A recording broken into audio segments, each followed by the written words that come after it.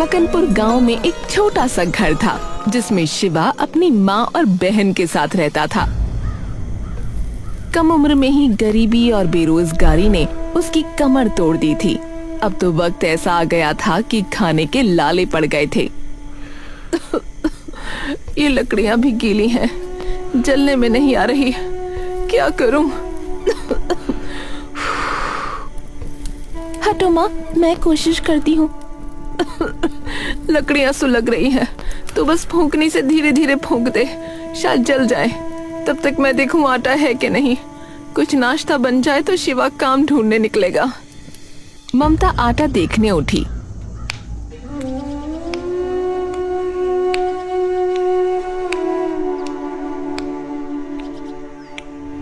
तो उसने देखा कि शिवा एक मूर्ति जैसे बैठा हुआ है। ए शिवा, क्या हुआ? तू ऐसे क्यों बैठा है? माँ मैं कुछ भी नहीं कर पा रहा हूँ। माँ, मेरे जिंदा होने का क्या ही मतलब है बोलो, जब मैं इस घर में एक पैसा तक ना ला सकूं तो। मेरे निकम्मेपन के कारण आज तुम सब लोग 2 वक्त के खाने को भी तरस रहे हो। माँ, अरे तू कैसी बातें कर रहा है? तू कोशिश कर तो रहा है ना। अरे माँ, कोशिश से घर नहीं चलता है। पूनम, ए पूनम, चूल्हा बुझा दे, घर में कुछ नहीं है। बिना वजह के लकड़ी बर्बाद मत कर बहन। पर हम लोग खाएंगे क्या? इस सवाल से घर में ऐसा सन्नाटा सा छा जाता है जैसे वहाँ कोई रहता ही ना हो।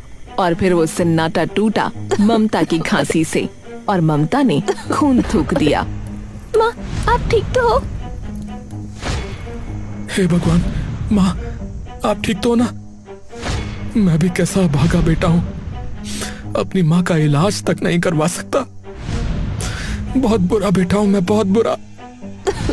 अरे मैं ठीक हूँ, बस ये तो यूं ही हो जाता है कभी कभी।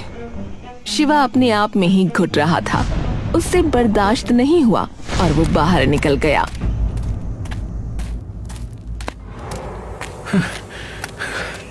मैं अब इस घर में तब तक नहीं लौटूंगा जब तक कमाई का इंतजाम न कर लूं। हाँ, वरना ना मैं खुद को माफ कर पाऊंगा और ना पिताजी की आत्मा मुझे माफ करेगी। हाँ। वो शहर की ओर चला, इस उम्मीद में कि शायद कुछ काम हाथ लग जाए।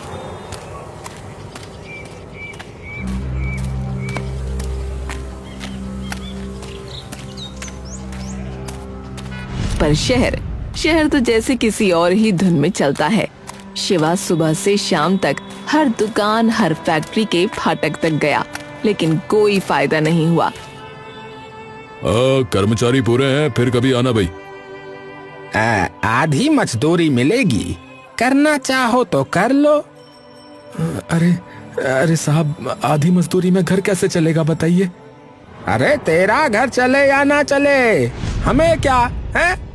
काम करना है तो करो, वरना आगे बढ़ो भैया। शिवा पूरा शहर घूमकर थक गया। उसके पैरों में जैसे जान ही नहीं बची थी। धूल से चेहरा काला पड़ गया था, पर वो पोंछने की हिम्मत भी नहीं कर पा रहा था। तभी हल्की सी खुशबू आई, गले में अटके दुख को भी पल भर को बुला देने वाली। उसने गर्दन उठाई, सामने एक दुकान थी। लकड़ी के छोटे से तख्त पर कुल्हड़ सजे थे और उसके नीचे कोयले की धीमी आंच में मटन पक रहा था। उसके सामने लोग खड़े बड़े चाव से कुल्हड़ वाले मटन चावल खा रहे थे। अरे ये तो मैं भी कर सकता हूँ। कुल्हड़ बनाना तो मुझे आता है, और खाना, हाँ थोड़ा बहुत तो बना ही लेता हूँ।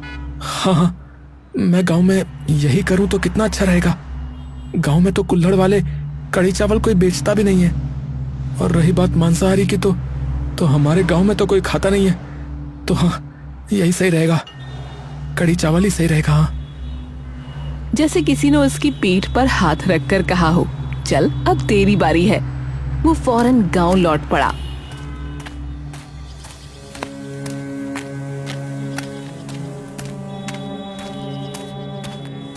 हाँ, अगर ये काम चल गया ना तो शायद माँ का इलाज करा पाऊंगा, और फिर पूनम की शादी भी करा पाऊंगा, और क्या पता किसी दिन ये घर फिर से घर जैसा बन जाए।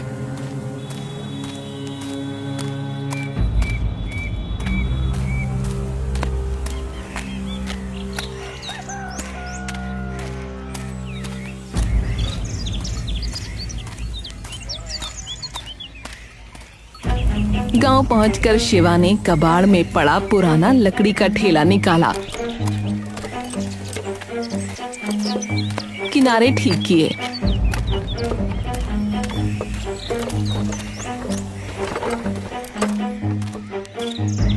कुल्हड़ बनाना तो उसके खून में था। तालाब किनारे जाकर उसने मिट्टी उठाई। वहां उसे ऐसा लगा जैसे उसे कोई देख रहा है, पर उसने ध्यान नहीं दिया।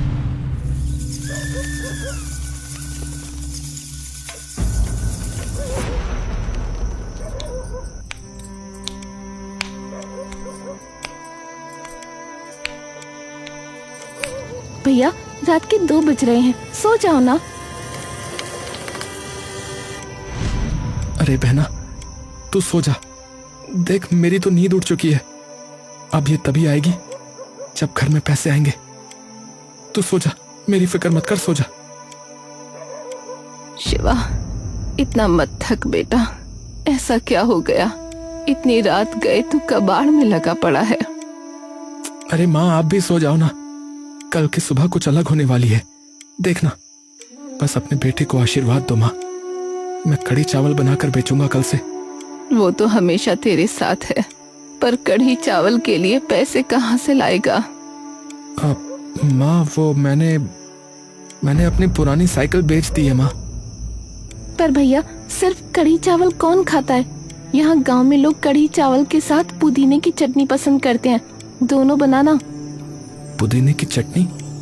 अरे हाँ, अरे हाँ हाँ, अरे वाह बहन, ये तो तूने बहुत अच्छा सुझाव दिया। मेरी समझदार बहन, कितनी अच्छी है तू।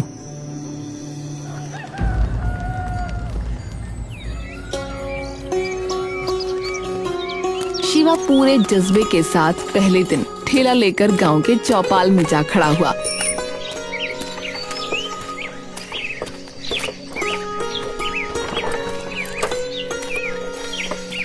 ठेला चमक रहा था। कुल्हड़ कतार में सजे थे। कढ़ी की खुशबू उबलते ही उड़ने लगी। लेकिन लोग आए, ठेले को देखा और बिना रुके निकल गए। किसी ने भी मुड़ कर न देखा।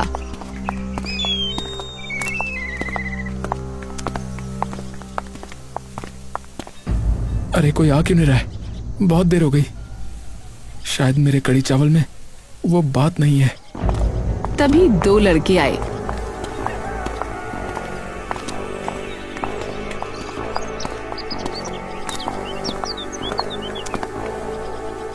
ओए शिवा, एक को लड़ दे, भूख लग रही है। हाँ हाँ, ये लो भाई। शिवा ने कुल्हड़ लिया और उसमें पहले चावल डाले और ऊपर से कढ़ी, साथ में फ्लेवर के लिए पुदीने की चटनी।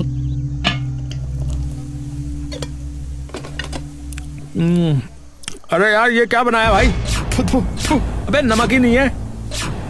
अबे बनाना नहीं आता तो ठेला लेकर क्यों खड़े हो गए भाई? हैं? अबे इस बकवास कढ़ी चावल के हम कोई पैसे नहीं देंगे, समझा? हाँ, नहीं देंगे। दोनों लड़के मुंह बनाकर चले गए।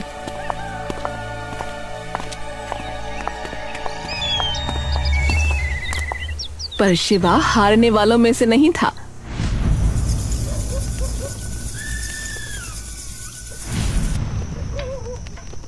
रात को बैठकर उसने मसाले बदले, नुस्खा सुधारा, कई बार चखा, फिर चूल्हा बुझा दिया। दिन गुजरने लगे, पर ग्राहक गिनती के आते, वो भी मजाक बना देते। अरे एक बात कहूँ, कढ़ी चावल से ज्यादा स्वादिष्ट तो ये कुल्हड़ लग रहा है मुझे तुम्हारा। एक काम कर भाई, तू कुल्हड़ी रख ले और खाना फेंक दे, कैसा रहेगा? है? शिवा हंस देता, पर अंदर से रोता रहता। पैसे आ रहे थे, पर लागत से कम, कोई फायदा नहीं हो रहा था।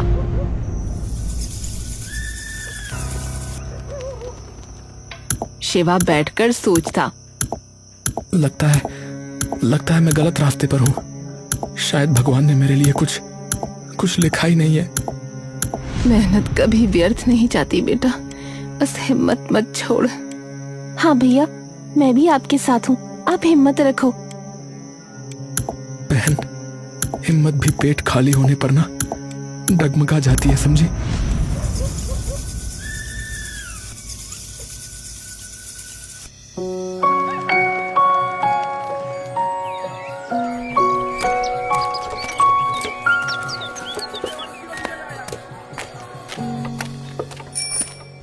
शिवा के इन्हीं बुरे दिनों में एक दिन गांव का जमींदार धर्मपाल हंसता हुआ आया, जैसे कोई खुशखबरी लाया हो।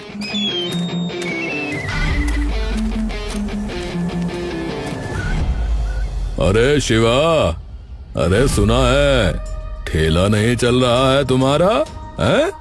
अरे बड़ा दुख हुआ भाई, बड़ा दुख हुआ मुझे तो। अरे धर्मपाल जी, आपको मेरी चिंता कब से होने लगी? कोई काम है तो बताइए मुझे। काम? अरे वो छोड़ तू, जरूरी बात सुन मुझसे। देख, घुमा फिरा कर तो मुझे बात करने की आदत है नहीं। बात ये है कि मुझे जो है ना, तेरी बहन पूनम बड़ी पसंद है भाई। तो तू एक काम कर, पूनम को मेरे साथ ब्याह दे, बदले में मैं तेरी गरीबी मिटा दूंगा भाई। ठेला नहीं, दुकान खुलवा दूंगा, दुकान। अरे जिंदगी सेट हो जाएगी तेरी, वरना तेरी अभागी बहन से ब्याह कौन करेगा रे? शिवा के तन बदन में आग लग गई। वो गुस्से में चिल्लाया, वे धर्मपाल के बच्चे, मेरी बहन कोई चीज नहीं है समझा, जिसका मैं सौदा करूं। सोच ले लड़के, नहीं माना तो गरीबी तेरे घर को खा जाएगी, समझा? निकल निकल यहां से, अगली बार यहां कदम रखा तो अच्छा नहीं होगा, समझा? तू मुझे धक्का देगा, मुझे धक्का देगा हैं? मैं तेरी बहन। धर्मपाल आगे कुछ बोलता उससे पहले ही शिवा ने उसे मारना शुरू कर दिया, और बहुत मारा। भैया छोड़ दो इसे, मत मारो, छोड़ दो शिवा, मत मारो इसे।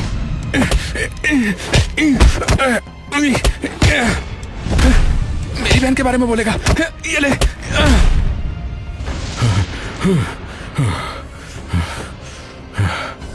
अब देखता हूँ कैसे जीता है तू। बच के रहना शिवा, तू तो गया। अबे जा, चला जा, वरना और पिटेगा, समझा?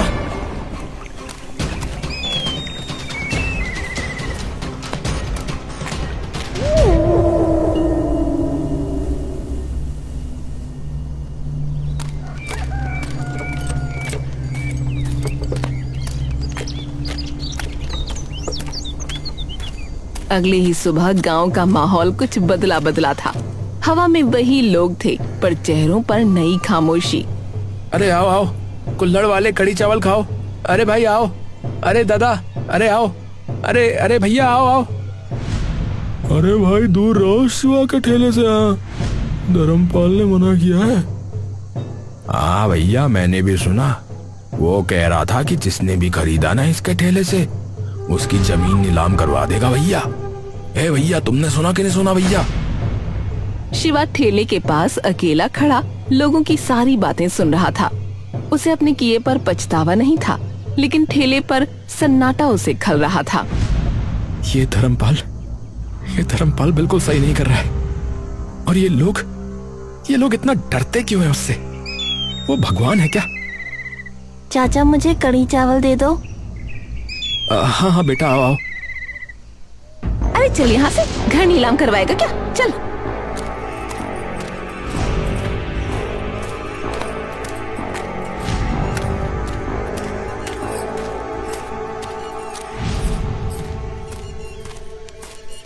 शिवा देखता रह गया। पूरा दिन उसके ठेले पर एक भी ग्राहक नहीं आया। घर में नमक, दही, चावल सब खत्म हो रहा है, और माँ की दवा भी। ऐसे कैसे चलेगा, ऐसे कैसे चलेगा? कुछ सोच शिवा, क्या करूं? धर्मपाल से माफी मांग लूं क्या? नहीं, मैं ऐसा नहीं कर सकता। मेरी आत्मा गवाही नहीं दे रही है, मैं ऐसा नहीं कर सकता। उस दिन वो कढ़ी चावल लेकर ही घर आ गया।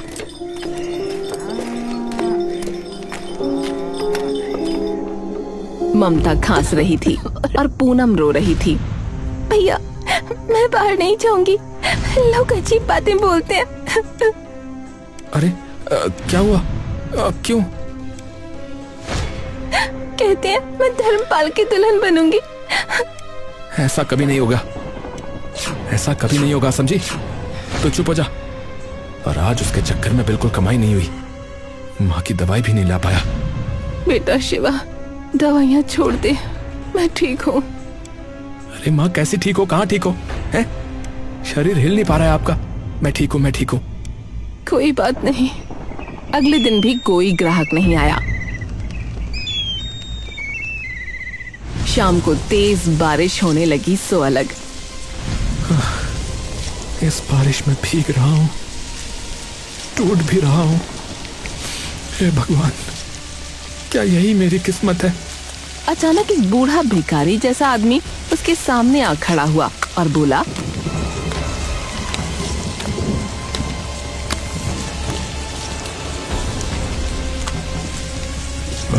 बेटा, बेटा कुछ खाने को मिलेगा? भूखे का पेट भर जाएगा तो तुम्हारा भला होगा बेटा। बाबा, आइए आइए। हाँ हाँ, जरूर लीजिए बाबा। मेरे यहाँ पर बस ये कढ़ी चावल बनता है, आप इसे खाइए।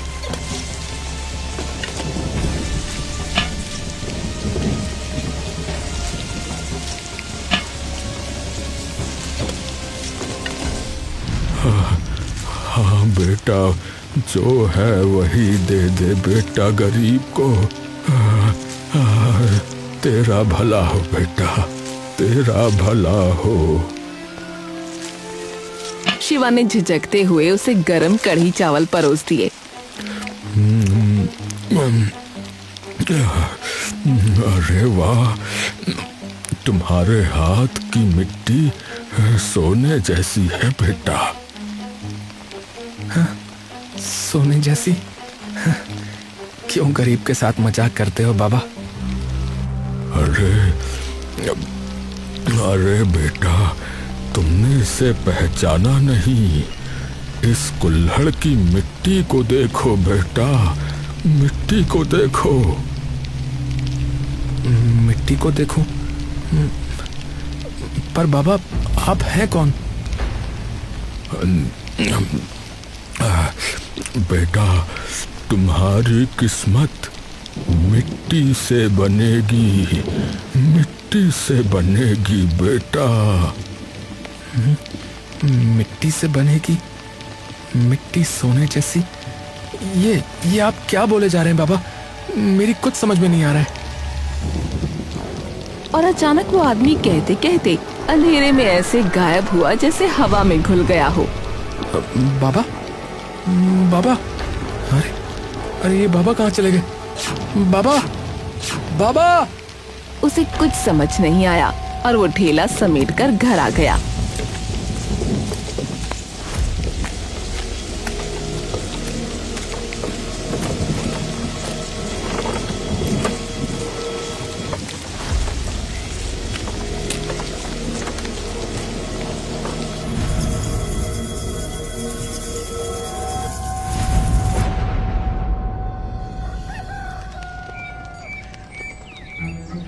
अगली सुबह शिवा मिट्टी लेने गया तो ढेर में कुछ चमकता दिखा।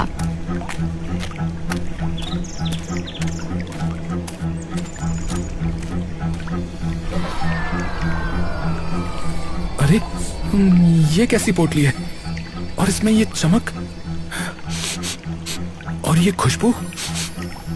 पोटली में राख जैसी कोई चीज थी, हल्की खुशबू छोड़ती हुई। एक काम करता हूँ, इसे भी मिट्टी में मिला ही लेता हूँ। क्या पता वो जो बाबा कह रहे थे उनकी बात सच्ची हो जाए। शिवा वो पोटली ले आया और उसने थोड़ा सा पाउडर मिट्टी में मिलाया और नए कुल्हड़ बनाए। हाँ? अरे अरे अरे ये कुल्हड़ गर्म क्यों हो रहे हैं? अरे अरे, और ये खुशबू? अरे वाह, ये खुशबू तो मदहोश कर रही है। अरे वाह, बड़ी अच्छी सुगंध है। उस दिन उसने ठेला फिर से लगाया।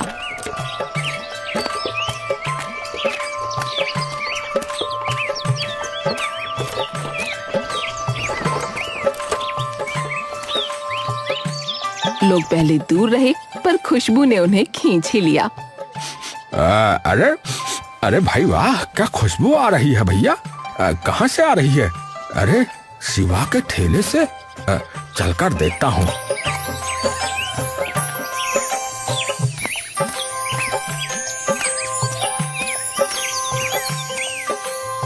अरे शिवा, तुम्हारे ठेले से बड़ी खुशबू आ रही है। अरे ये कुल्हड़ तो हाथ में लेते ही गर्म हो रहा है। अरे इसकी महक अलग ही दुनिया की लग रही है भैया, बड़ी अच्छी खुशबू है भाई। ए भैया, एक जरा मुझे भी दे देना भैया। क्या लगा रहे हो? मुझे भी दे दो। हाँ हाँ, सबको देता हूँ, बस 1 मिनट।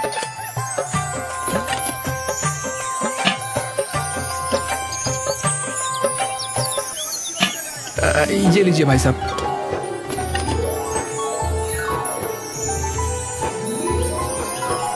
ये आपका। शिवा की आंखों में महीनों बाद उम्मीद चमकी। हो ना हो, ये उन बाबा का ही आशीर्वाद लग रहा है मुझे, जो कल आए थे। शिवा के घर के हालात सुधरने लगे। ममता का इलाज सही तरह से होने लगा, लेकिन ये खुशखबरी ज्यादा देर छुपी न रही। धर्मपाल तक बात पहुंच गई। क्या लोग मेरी धमकी के बावजूद उसके ठेले पर जा रहे हैं, और वो भी पहले से भी ज्यादा। वो फल फूल रहा है, मैं इस बार इसे जड़ से उखाड़ दूंगा, जड़ से। उसकी आंखों में गुस्सा था। वो कुछ खतरनाक काम करना चाहता था, जिससे वो शिवा को दोबारा उठने की हिम्मत न करने दे। उसने एक दोपहर ये मौका ढूंढा। उसने देखा कि पूनम खेतों के रास्ते लौट रही थी।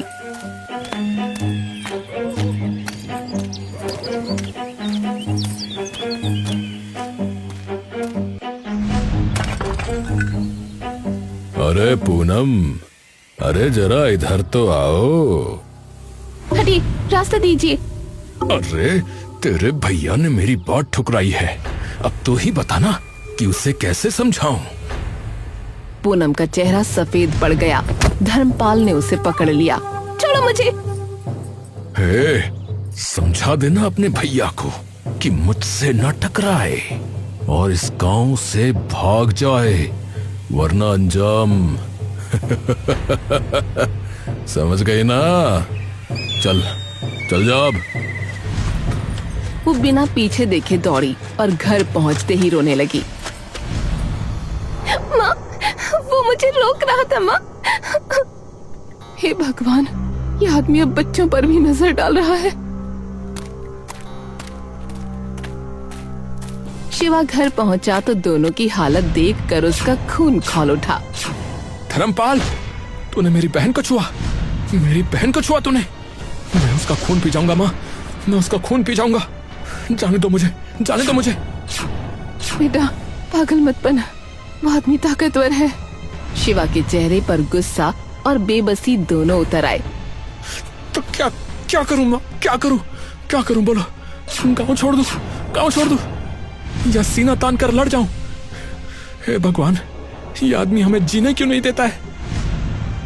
इस दौरान अचानक गांव में एक बात फैली कि तालाब के पास एक बूढ़ा भटकता नजर आता है। अरे भैया, रात में देखा है, वो तालाब किनारे चलता है भैया। अरे पैर नहीं लगते जमीन पे भाई। ए भैया, मुझे तो लगता है वो कोई देवता वेवता है भैया। मंदिर बनवा दे वहां गई। अरे भाई, देवता नहीं, एक कुम्हार की आत्मा है, कुम्हार की आत्मा है, जिसके बाप दादाओं की जमीन जो है ना, ये धर्मपाल कमीने के बाप ने छीनी थी साले ने। शिवा सब सुनता था पर चुप रहता था। तभी एक रात उसे सपना आया। सपने में वही बूढ़ा सामने खड़ा था। जिस अन्याय ने मेरी सांसें छीनी थी बेटा, वही अन्याय अब तुम्हें भी रोक रहा है। बाबा, कौन सा अन्याय बाबा? जिसे मिट्टी में दफन किया गया, उसे मिट्टी ही जगाती है। पर आप हैं कौन बाबा? आप क्या कहना चाहते हैं? आपकी बातें ना मुझे बिल्कुल भी समझ में नहीं आती। तेरी लड़ाई मेरी भी लड़ाई है बेटा, खत्म कर इसे। शिवा घबराकर जाग गया। दिल जोरों से धड़क रहा था और माथा पसीने से भीगा था।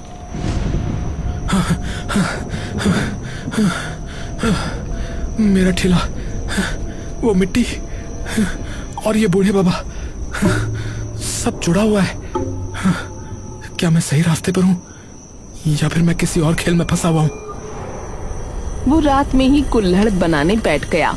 अचानक हवा घूमने लगी और कुल्हड़ हिलने लगे, जैसे अदृश्य हाथ कुल्हड़ों को छू रहे हों। अरे ये क्या हो रहा है? बाबा बाबा बाबा, क्या ये आप हो? बताओ ना बाबा। अरे ये कहीं उस पोटली का जादू तो नहीं है? अरे कोई कुछ तो बताओ मुझे कोई कुछ तो बताओ। मेरी तो कुछ समझ में नहीं आ रहा है। किससे बात कर रहा है बेटा? अरे माँ, आप यहाँ क्या कर रही हैं? आपने जब पूछा ये तो मैं आपको एक बात बताना चाहता हूँ जो मैंने आपको आज तक नहीं बताई। क्या? शिवा ने बाबा, पोटली और सपने वाली पूरी बात ममता को बताई। ममता भी हैरान थी, लेकिन बोली, तुझे याद नहीं होगा क्योंकि जब तू 1 साल का था तो वो मर गए थे। लोग कहते हैं उन्हें धर्मपाल ने ही मरवाया था। वो भी एक कुम्हार थे। ये जिन बाबा की तू बात कर रहा है, शायद वो वही हैं, अपने पोते की मदद करने आए हैं। क्या क्या मेरे दादा? ये क्या कह रही हो माँ? क्या हुआ? ये क्या कह रही हो माँ? क्या कह रही हो?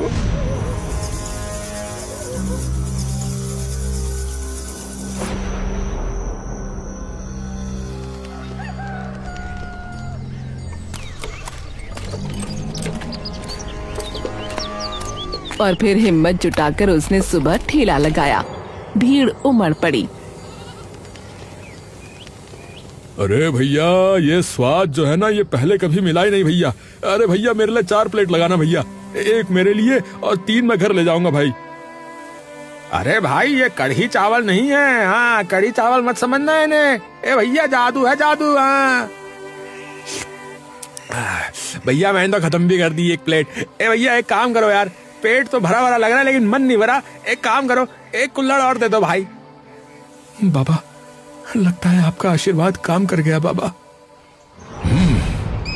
एक कुम्हार का लड़का मेरी बराबरी करेगा, मेरी धर्मपाल की। आज ही इसका खेल खत्म कर देता हूँ। हाँ। रात में उसने गुंडे भेजे।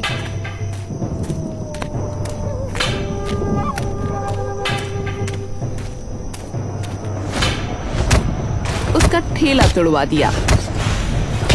सब बर्बाद हो गया। गुंडे चले गए और शिवा घुटनों पर गिर पड़ा। हे भगवान, हे भगवान, मेरी मेहनत, मेरे सपने, ये आदमी सब छीन रहा है, सब छीन रहा है। मैं क्या करूं भगवान, क्या करूं? तभी अचानक तेज हवा चली। टूटी मिट्टी से वही चमकदार राख उठने लगी। राख आसमान में घूमती हुई चमकी, मानो कोई अदृश्य शक्ति उसे बुला रही हो। ये क्या हो रहा है? ये क्या हो रहा है? कहीं ये कोई संकेत तो नहीं है? बाबा, बाबा, क्या आप मुझे रास्ता दिखा रहे हैं बाबा? मुझे इसके पीछे जाना चाहिए। वो तालाब की ओर चल पड़ा।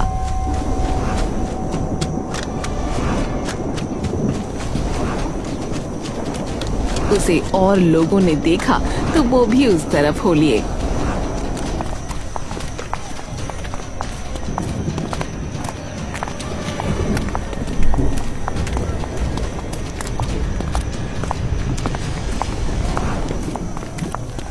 धर्मपाल सबको देखकर हैरान था। अबे ओए, अबे कहाँ जा रहे हो बे तुम लोग? निकम्मे कहीं के सब। ए धर्मपाल, शिवा के साथ जा रहे हैं। के साथ जा रहे हैं। हाँ, शिवा के साथ जाएंगे। अरे हम शिवा के साथ जा रहे हैं। हाँ, शिवा के साथ जा रहे हैं। सबके सब साले पागल अजीब लोग हैं इस गांव में, गवार कहीं के। देखता हूं मैं भी कहां जा रहे हैं ये आखिरकार।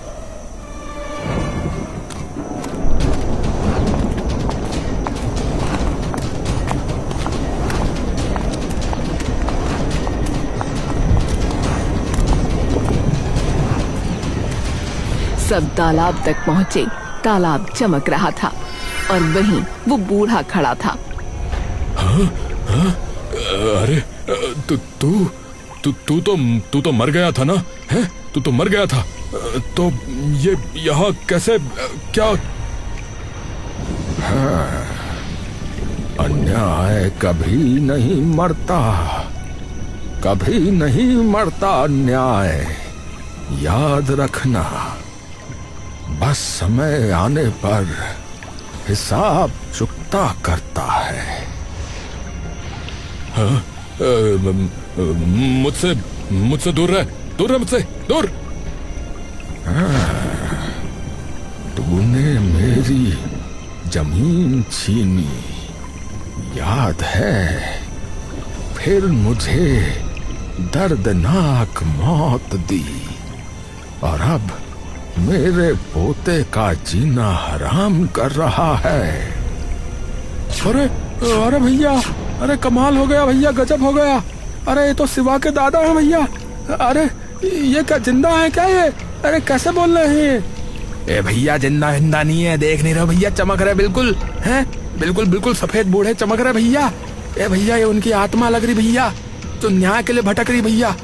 आज यहाँ कुछ कांड होने का लग रहा है मुझे भैया। ये धर्मपाल का आज कुछ मेरे को ग्रह नक्षत्र ठीक नहीं लग रहा भैया। हाँ, मैंने किया, मैंने ही किया, मैंने ही तोड़ा, मैंने ही ठेला तोड़ा, मैंने ही शिवा को बर्बाद करना चाहा, मैंने ही तुम्हारी जमीन भी छीनी थी। सब सच है, सब सच है। पर मुझे अब जाने दो। मैं अब आगे से शिवा को कुछ नहीं कहूंगा। मैं आगे से कुछ नहीं कहूंगा। मैं हाथ जोड़ता हूँ। मेरी लाश यहीं तालाब के किनारे 10 फीट नीचे दफन है। मुझे मुक्त कर। शिवा ने अपने दादा की लाश तालाब के किनारे से निकलवाकर उसका अंतिम संस्कार किया।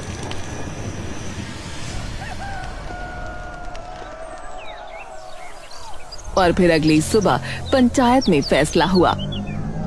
हाँ तो गांव वालों, पूरी पंचायत ने यह निर्णय किया है कि धर्मपाल ने हत्या की है और उसकी सजा जेल और मुकदमे के सिवाय कुछ नहीं है। हमारा सर्वसम्मति से यह निर्णय हुआ है कि पुलिस को बुलाया जाएगा और फिर आगे की कार्रवाई पुलिस स्वयं देखेगी। अरे पंचों, अरे मुझे माफ कर दो। गांव वालों मुझे माफ कर दो। मैंने लालच में आके ये सब किया। कुकर्म का फल एक ना एक दिन सबको मिलता ही है, और आज तुम्हें भी मिल गया धर्मपाल। अब जाओ और बाकी की जिंदगी अब जेल में सड़ो जाकर। पुलिस धर्मपाल को ले गई और कुछ ही दिनों में शिवा ने अपनी दुकान बना ली। कुल्हड़ वाला कढ़ी चावल, मिट्टी का वरदान। वाह शिवा भाई, ये नाम तो खुद कहानी है भैया। भीड़ उमड़ पड़ी। दुकान पर रौनक थी, घर में खुशहाली। पूनम और ममता के चेहरे पर मुस्कान लौट आई। शाम को शिवा तालाब पर गया।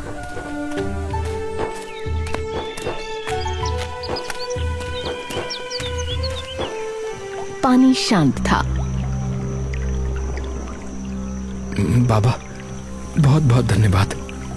आपकी मिट्टी ने मेरी जिंदगी बना दी बाबा। बहुत बहुत धन्यवाद। हवा हल्के से बहने लगी, पत्ती सरसराई, जैसे कोई अदृश्य शक्ति आशीर्वाद दे रही हो।